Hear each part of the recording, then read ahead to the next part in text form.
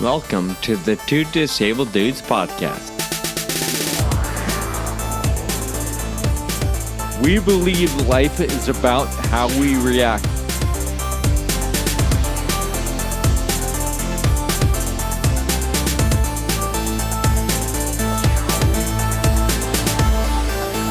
Welcome to the Two Disabled Dudes podcast. My name is Sean. Kyle is also here, and he's got some stories for us. Kyle, what's on your mind? It finally happened to me. You mentioned that your walker got damaged a few episodes ago. You mentioned it on an airplane flight. I said it again. Airplane flight. That's like the most redundant statement ever. It's like an automobile car ride. I was holding the legs of a bird as I was flying through the air and okay. Okay, so your chair got beat up. What? Keep going. Yeah. So good. This is good.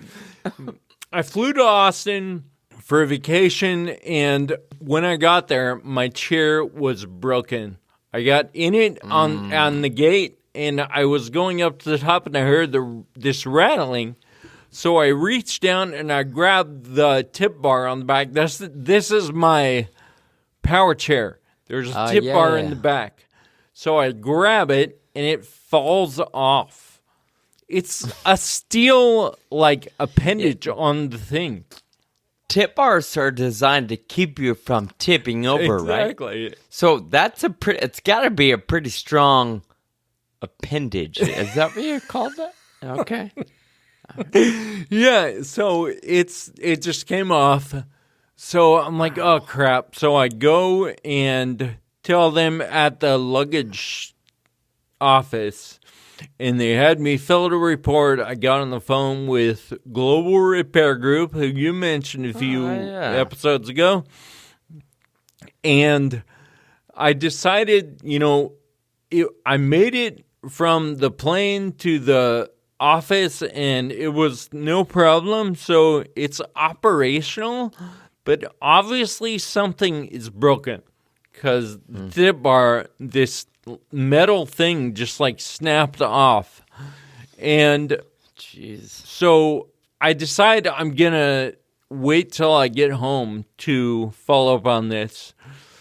And they said that was fine. So I go get an Uber. And as I'm telling the guy how to get it in the back of his car, I go, oh, pull that white tab right there, and it's a little lever, and the lever just is totally loose. It doesn't do anything. Oh, no. And the chair does not come apart anymore because it's all broken. So the guy had to lift basically the whole thing into his car, which he was really nice. And he was young, he has a strong back, so he was able to do it. But I hope you tipped this man. Absolutely, big time. Because I had no idea it was broken before I got in that situation, right? So he was nice enough to figure it out. Every Uber ride that I had from there on during that trip, I got somebody else to help to make sure I had at least two people lifting the thing, and it wasn't a huge problem. So, what's something coming to mind? The airline. Our listeners will know this is no unique story, right? It happens all the time. Even worse for people in power chairs, where they don't have an alternative option or a backup plan, right? If it's broken, they're stuck. Right. And I can't help but think airlines just, send it off to Global Repair Group or whoever, and they think that's sufficient. They just say, oh, okay, well, yeah, our bad, we'll pay for it, get over it. And we all know that paying for it and getting it fixed or repaired or replaced could take weeks or months. And if you're somebody that needs the chair, that's not really a feasible option. Right. So obviously, I think with your story and 1,000 other stories we've heard just from people we know, the airline industry has a long ways to go. They got some work to do when it comes to accessibility. Yeah, I think that's a good point that they just hired a company to do it, right? It does not show that they recognize that there's, I don't know, part of it is when someone just throws a piece of equipment haphazardly, it shows that they don't care that much. Yeah. And to me, it's like they, oh shoot, I don't know the right terminology, but they're not getting to the root of the problem yet. Yep. They're just middleman, like, well, okay, we'll just fix it. Here, call these people and we'll follow up. That's the Band-Aid. Yep, exactly. Anyway. So anyway, it hadn't happened to me until this point. I really have had really good luck for many years with that kind of problem, but now I'm in it, and my power chair is at the repair shop. I'm using my manual right now, which is kind of a pain in the butt because I have to get up a little hill to even get to my car. All these things seem so insignificant until you're like trying to push the car, you know? It's not funny. I joke because I have a hard time getting in and out of Starbucks with my walker. And I feel like when I'm telling the story, unless you have used the walker, you're like, just pull the door. Like, it's not that hard. And it is. Yeah. It is that hard. Yeah. Anyway. Kyle, thank you. I'm surprised it hasn't happened to you before. Right. The odds are in your favor, obviously. I've been in a temporary chair, and it broke on a plane. And I've had the walker now for a year, and it broke on the plane. So you must be doing something right, and I'm not. So let's move on to this week's What Say You?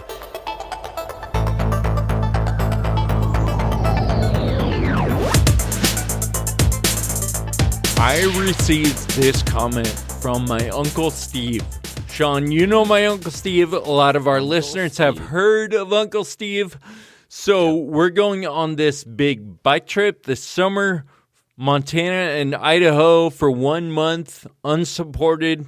So we're doing all kinds of research on the trail, and we're talking about it all the time. So he sends me this text. Dude, I got some kind of bad news. I was just reading up a little bit more on the trail, and apparently there are a lot of moths along the route. And for some reason, most of them don't always fly towards the light, so they're very unpredictable. Oh, wow. Also, around the Kellogg and Wallace area of the route, there appears to be a lot of sinkholes.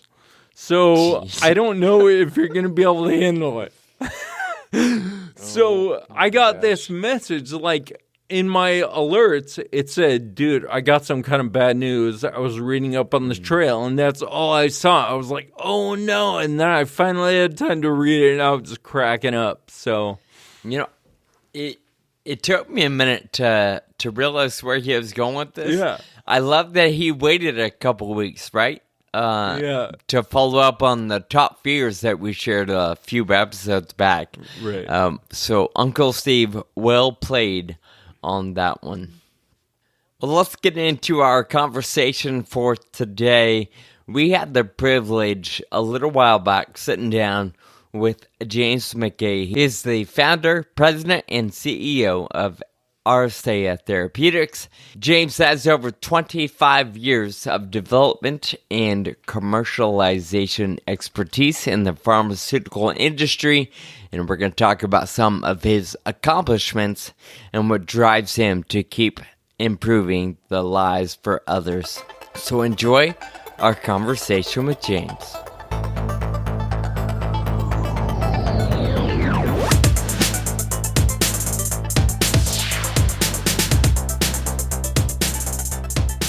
I always feel pretty special and like I'm a big-time host when a CEO decides to join us. And to me, it doesn't matter how big or small the company is.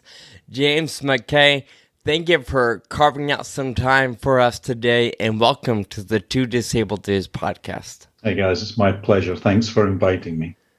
Absolutely. I will point out that I'm always excited when we get a little bit of an accent on the show.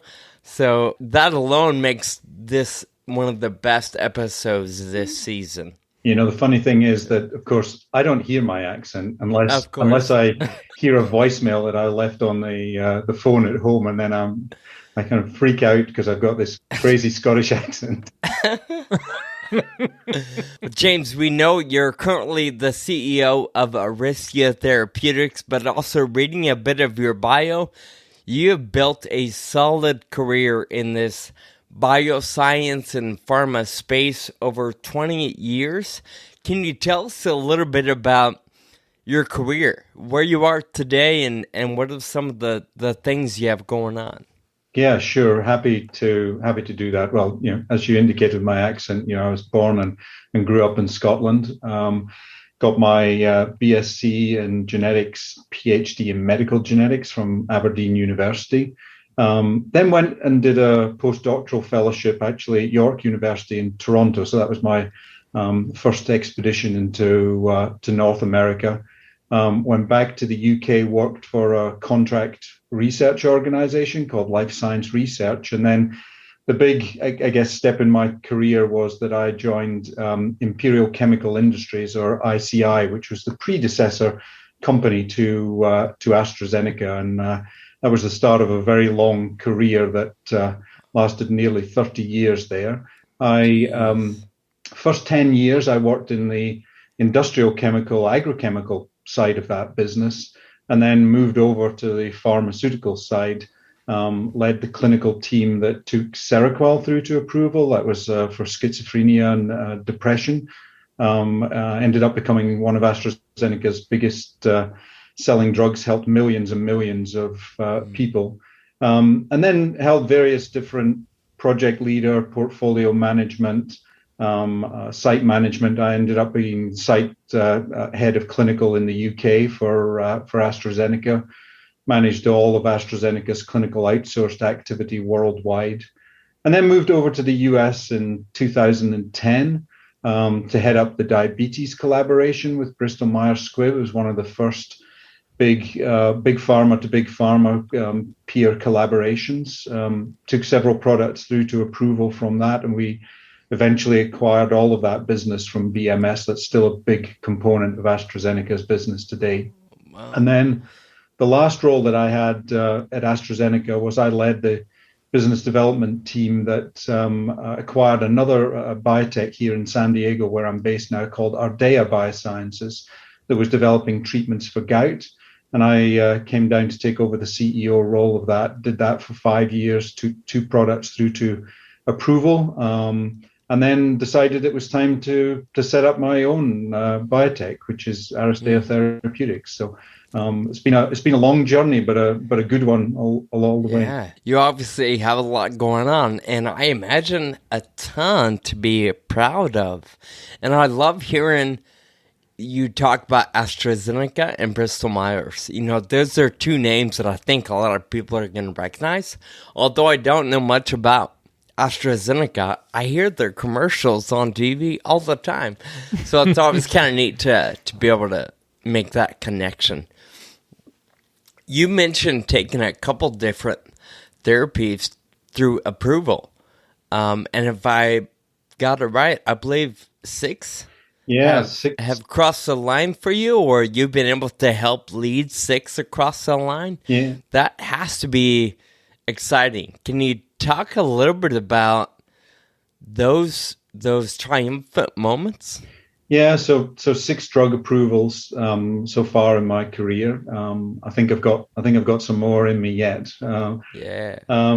But yeah, each one of them is very special. And you know what I would say is that I've been very fortunate in my career to work with just amazing teams of people, scientists who were totally dedicated to what they're doing and get up every morning and, you know, want to develop a drug that's actually going to help people. So, I mean, that's the best thing ever. And you're still very proud of every drug that you took through to approval and that's helping patients. I'll give you an example from Seroquel. When we lived in Philadelphia, was at the movie theater, watching a film called Silver Linings Playbook. And the two characters in that, Bradley Cooper and Jennifer Lawrence, were having a discussion about his mental health. And he took out his Seroquel tablets. And I sat there in the theater. I wanted to kind of scream at the top of my voice is that, I developed that drug. Hey, And, yeah. I always say to my teams that, one of the proudest moments that you'll ever have is you walk into CVS or Walgreens pharmacy and you see a drug that you helped get approved on the shelf. That's a very special moment. So 6 approvals.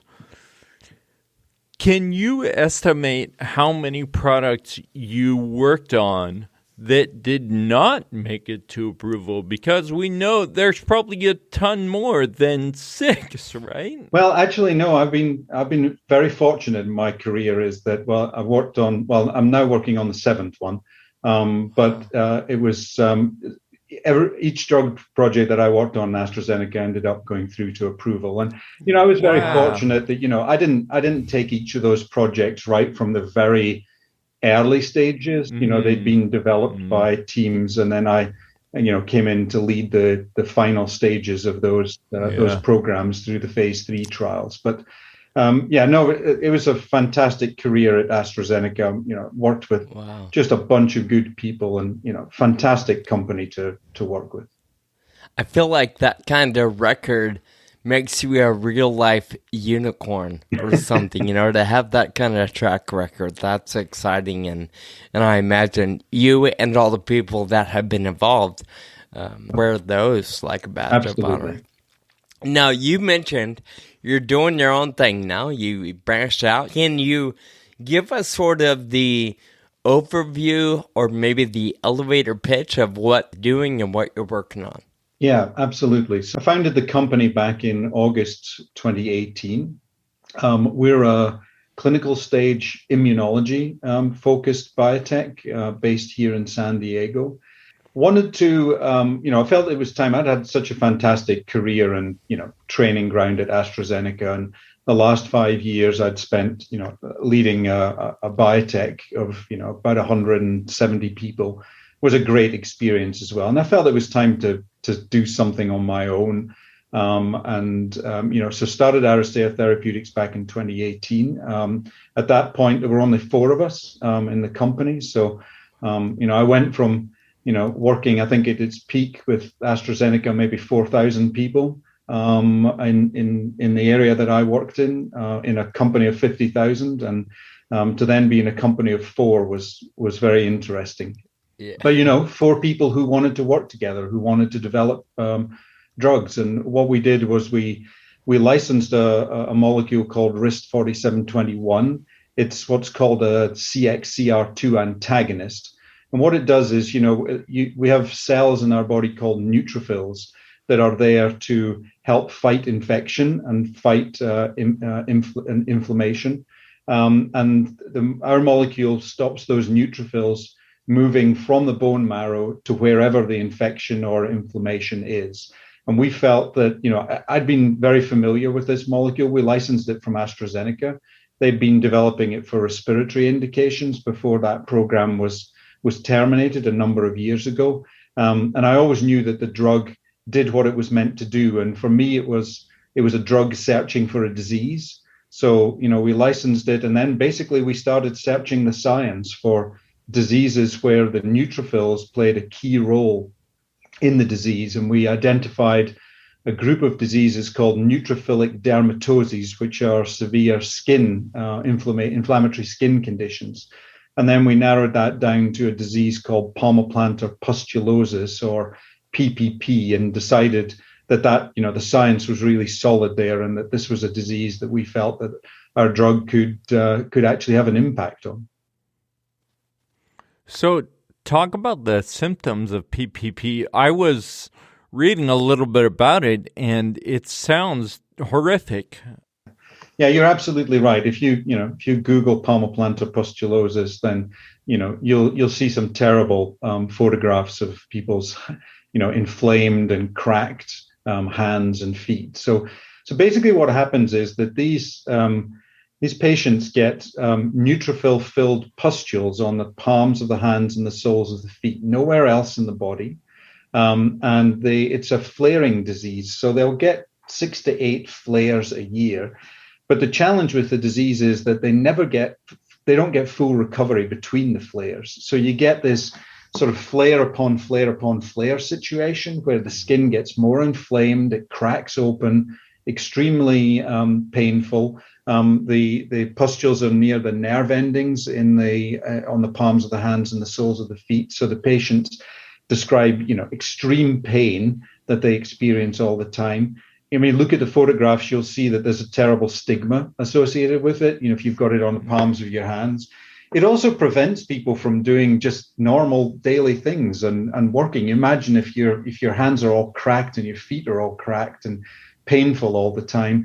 It stops people from working. It stops them from walking if it's on their feet. And it's a rare condition, but not that rare. It's about 175,000 people in the US suffer from this disease. And what really attracted us to do something about this is that we could see the severity of the disease.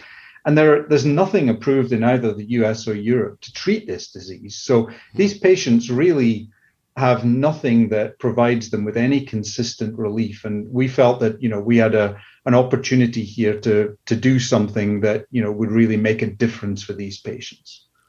Where are you guys in the process? Have you done trials yet, or?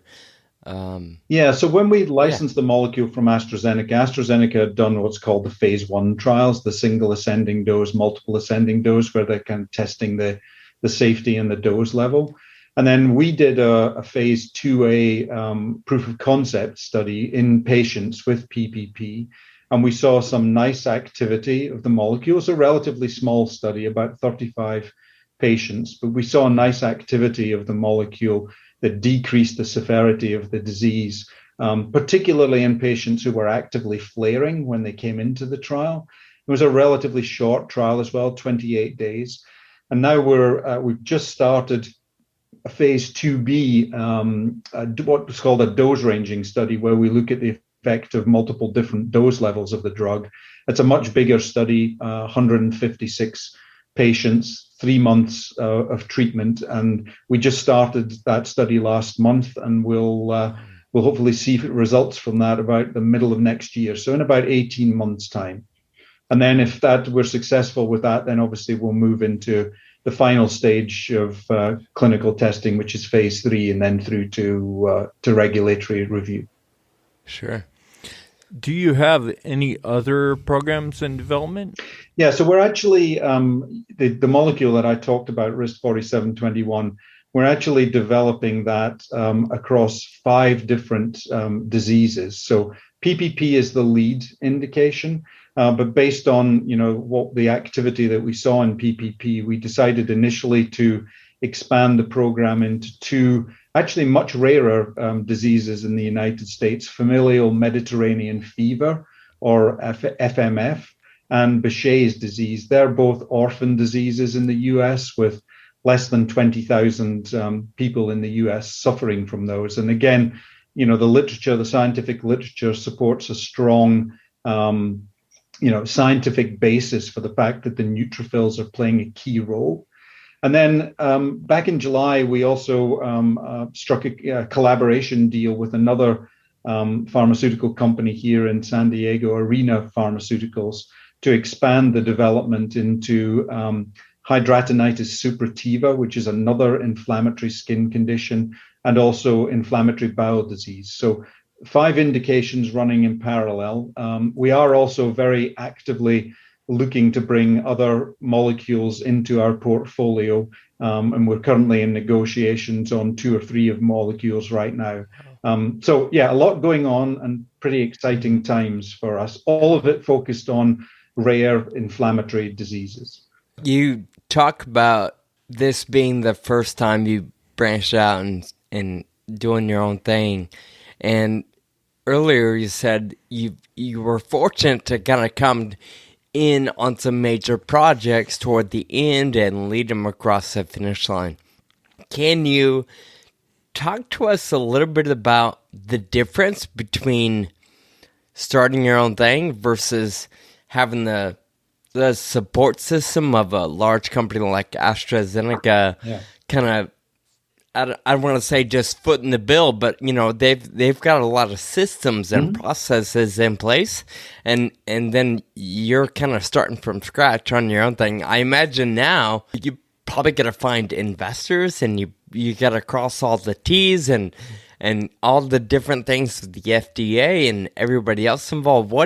What's kind of been some of the challenges on that side of it? Yeah, it's interesting because having been in pharmaceutical development for 30 years, you think you've done and seen most things, but of course, what you realize when you set up something on your own, as you indicated, that there were, in a sense, armies of people in AstraZeneca who were experts in what they did. So the biggest difference was that every single thing that we did when we set up the company was brand new. And, we'd kind of never done it before. You have to set up the company. You have to go and get yourself insurance. How do you do that? You don't just go into the local insurance broker and ask for pharmaceutical insurance.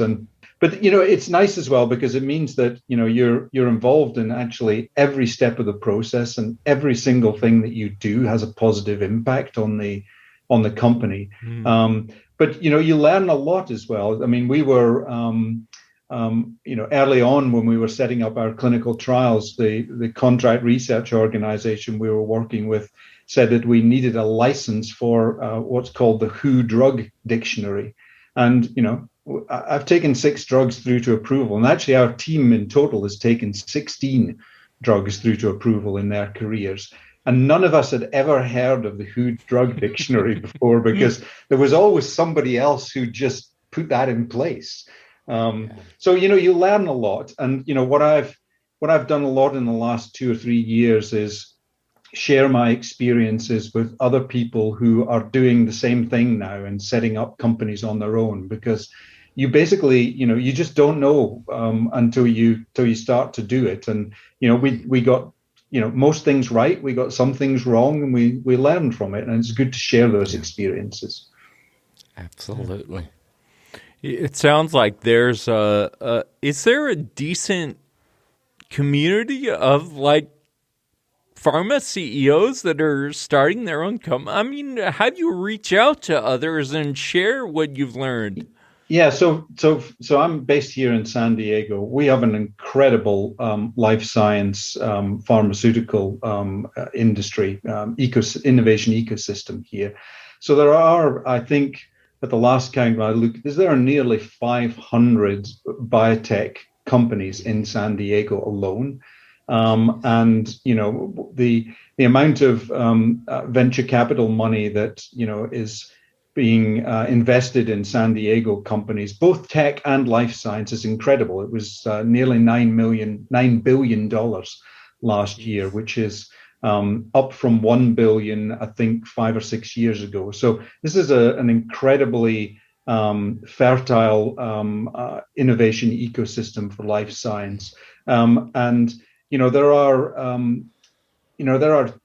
a great network of CEOs here. So we spend a lot of time connecting with each other, and it's a very collaborative environment. So people want to help each other. So they reach out, they ask for advice, people give advice. And, if you've learned something along the way that you've stumbled once and you can avoid somebody else doing that, then, why not share that with them and help them to be successful? This is totally a random question, but what do you think makes San Diego the hotspot? It's because it's an incredibly collaborative ecosystem here. I've never experienced it anywhere else. The other thing that I think is important, which other innovation ecosystems don't necessarily have, is that we have both life science and tech.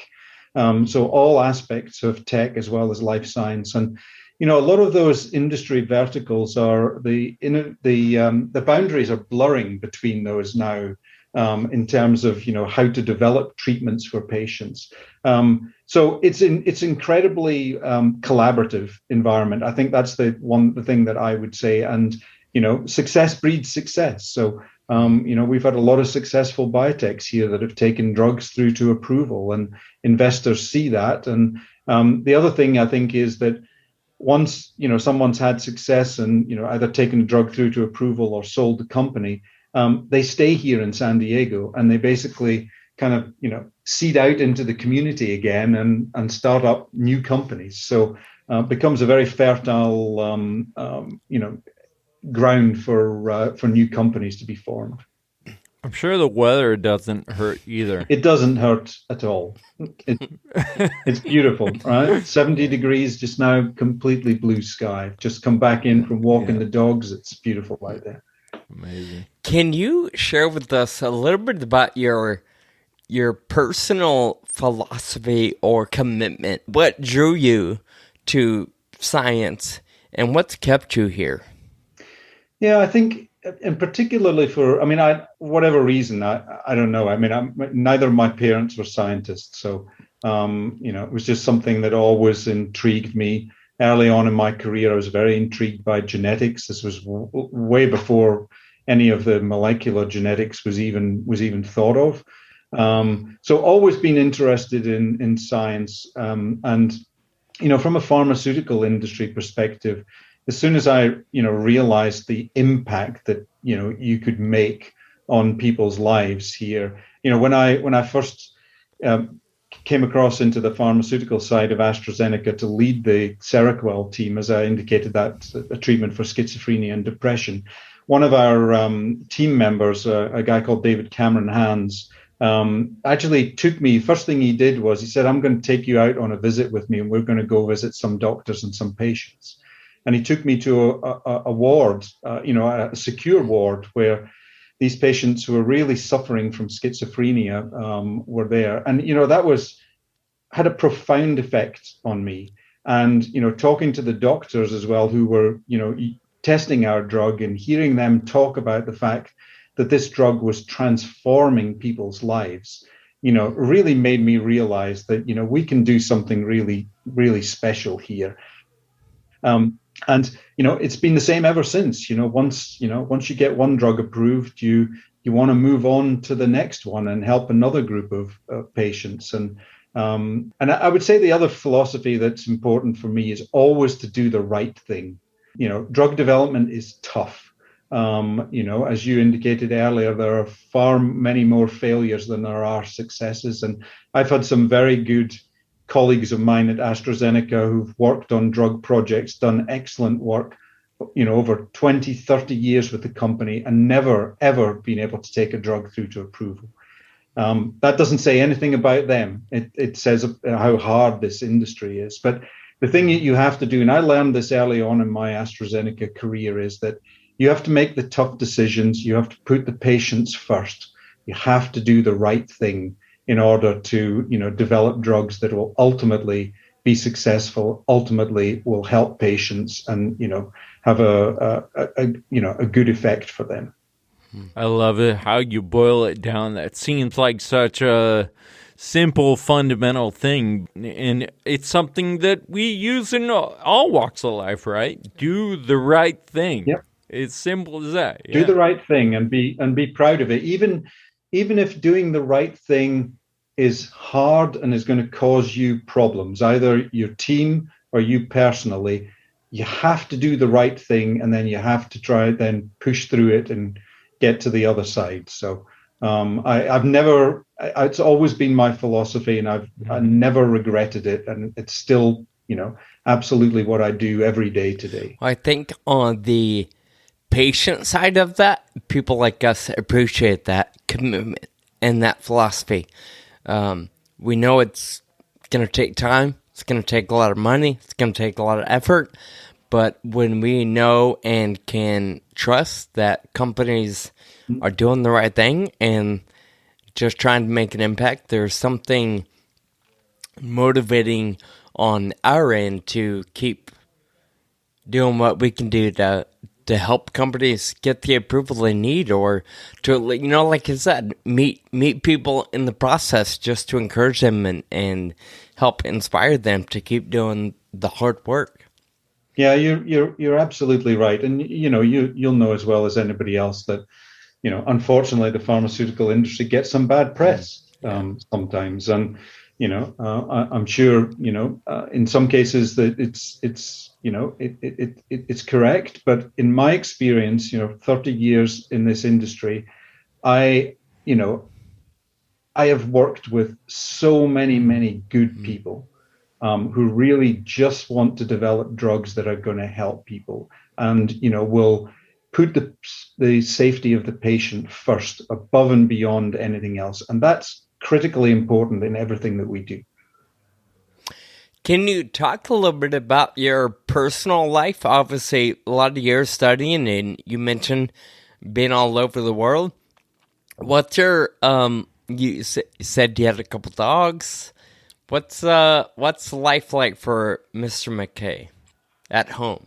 Yes. So, I live here in San Diego with my wife, and we've got a couple of dogs, Teddy and Molly. In fact, Teddy's lying, he's my constant companion in my home office these days. He's lying beside me now. It's funny, as soon as, wherever he is in the house, as soon as he hears me start talking, Uh-huh. he comes rushing through, pushes the door open, and comes in Oh. and lies down beside me. So, Wow.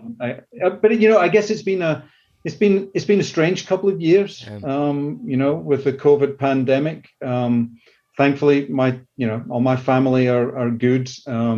My wife and I have a couple of kids. David, he's 36, Suzanne, 33. They're both in England. And we had the chance they came over to San Diego over the holidays. That was the first time that we'd seen them in nearly 3 years because of the Oh pandemic. my So gosh. it's Yeah. it's tough. And the pandemic actually, although my family's been fine, the pandemic actually hit the Aristea Therapeutics team hard. So one of our four founding team members, Deanne Reed, sadly, her husband Mark actually passed away in December Sorry to 2020, hear that. before the vaccines were available. And that obviously had a profound effect on all of us in the team. Mark was a friend as well, and it just makes us even more committed to helping patients and making sure that we've got the right treatments. But we're still working remotely. I think we play it very safe. We've actually grown our team from 4 to 10 during the pandemic, and so we actually, and I never ever thought I would say this, we hired some amazing people without actually ever meeting them. But Wow. it worked out. It worked out fine. Yeah. So overall, things are great here. It was great to see the kids over the holidays. Sure.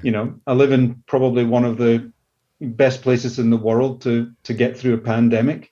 So yeah, really, really no complaints at all.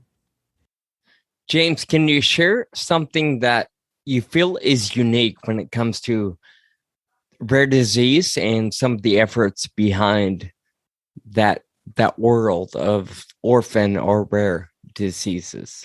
I mean, I think that the thing that I'd love the listeners to understand, and it was a real sort of eye opener for me in moving from big pharma to into small biotech, is big pharma quite rightly tends to focus on diseases that are pretty common and affecting millions and millions of people.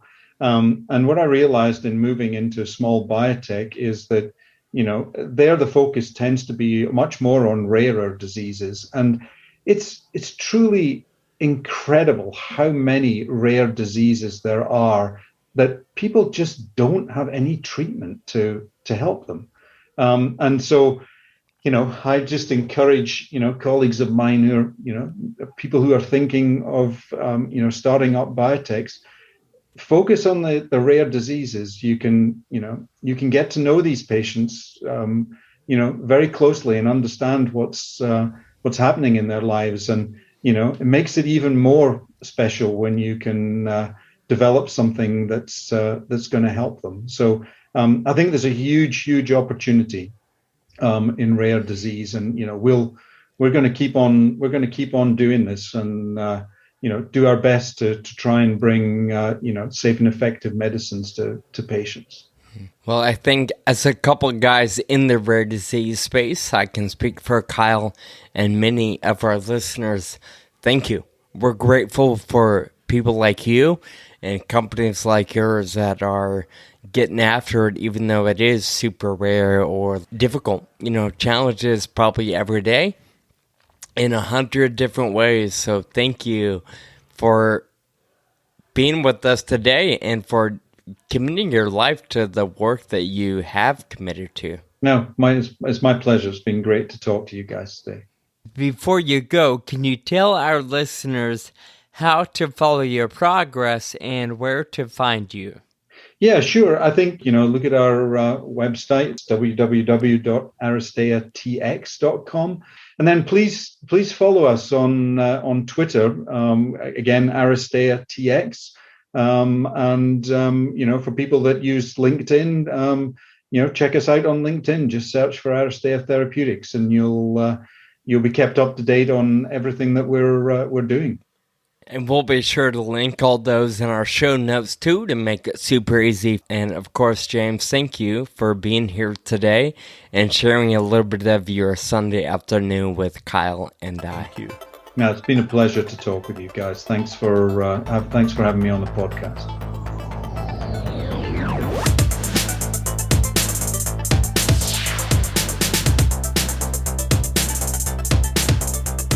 Man, I don't know about you, Kyle, but I had a blast on the phone with James. We had no idea what to expect, right? That was kind of a chance meeting of sorts, and we were kind of flying blind. But he was the coolest dude, very down to earth. And you would think, a little bit older than us, very accomplished, all this stuff. And you would think, he's going to be professional and buy the book and follow a script. But he was actually very, I just had a blast. Yeah, loved his insight. Nice casual conversation and so much experience. Totally. I appreciate that the whole industry and the community can learn from his experience. Yep. Just the fact that he's the leader of a company is going to raise the level of development for the whole community. So I just love that. Absolutely. You can tell he's got a strong desire to make a positive impact, and he's obviously making things happen. James, thank you again. Kyle, let's close this out with some thank you notes. Who are you saying thank you to today? On my trip to Austin a few weeks ago, it was a Friday night and there was crazy traffic. And I was stressed the whole drive. It's supposed to be a half an hour. It took me an hour. I was so stressed that I was going to miss my flight. And I'm driving into the airport. The parking is packed. There are no parking spaces. Jeez. I come around the corner and there's a space just for me. It has my name on it, actually. I think someone wrote it on the concrete there right next to the elevator. Wow. And so I am saying thank you to God, to the universe, to my lucky stars, whatever it is that made that space available for me to make it to my flight. Love it. I'm going to say thank you to a friend of mine who is a mechanic at the airport. He works with the Enterprise, and I was hanging out with him and his family. And we're talking about this big race that Determinus does every year in Reno, and the car rentals and whatnot. And he's like, dude, we get friends discounts as well, right? He gets his own and family, and then they're also allowed discounts for anybody that they want to give it to. So he's like, hey, when you're ready to book, let me know. I'm like, I'm already booked. Tell me, like, what do I need to do? So he hooked me up with a friend of an employee sort of discount. I don't know what they call it. But it ended up saving the nonprofit chunk of money to rent our minivans for the race. So thank you, Jerry, for the discount. Yeah, rental cars are really expensive right now, and you're doing multiple cars, right? Yep, So I'm yep. sure that discount was really a Multiple cars, multiple days, and you're right. I've never seen rental car prices as high as they've been for the last, 2 years? Rental cars are just through the roof. Yeah. Anyway, that does it for us today. Thank you for tagging along with this conversation. Be sure to check out our show notes for links to James and what they're doing in Aristea. We hope you enjoyed the show, and we also hope that you share it with somebody you know or everybody you know. Either one's fine. Yeah. We look forward to just a couple more episodes with you as we wrap up Season 7. Until next time, keep living with urgency. Thank you for listening to the Two Disabled Dudes podcast. This show is possible with your support. Visit twodisableddudes.com to donate. Connect with us on Facebook, Twitter, and Instagram. And be sure to subscribe on your favorite podcast app.